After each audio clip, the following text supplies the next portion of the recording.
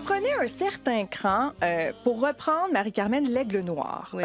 en faire une version culte, et ce, des deux côtés de l'Atlantique. Ouais. Parce que ça s'est vendu à 100 000 exemplaires et plus en France.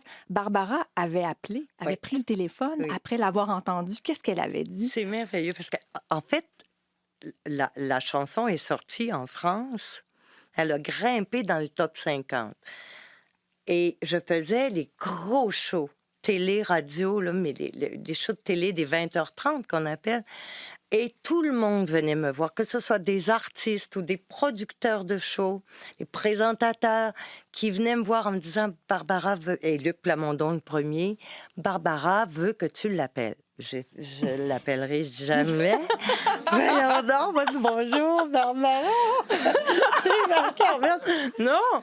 Alors, par respect, par pudeur, quel honneur juste d'entendre ça, qu'elle veut me parler, mais c'est pas moi qui va l'appeler. On vient un jour, comment il s'appelait? Gérard Louvain, qui est un producteur sur des gros shows à Paris, qui me glisse, tout plié, son numéro de téléphone.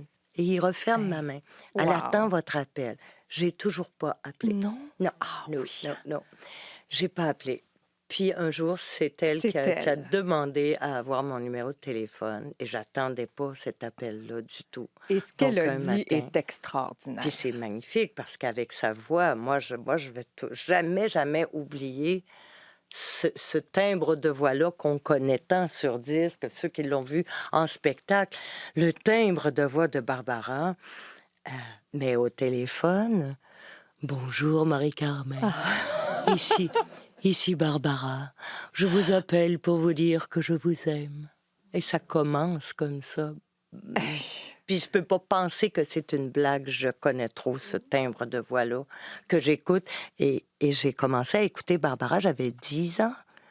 L'Aigle Noir, j'ai découvert ça quand j'avais 10 ans. Je l'écoutais, j'étais dans ma bulle, toute seule avec elle. Puis j'écoutais la radio.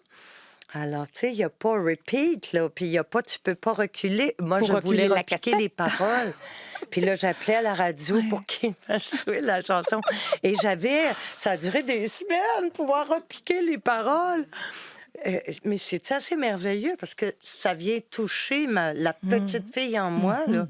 Puis de l'entendre me dire qu'elle m'aime, puis qu'elle aime ce que j'ai fait. Puis elle m'a dit...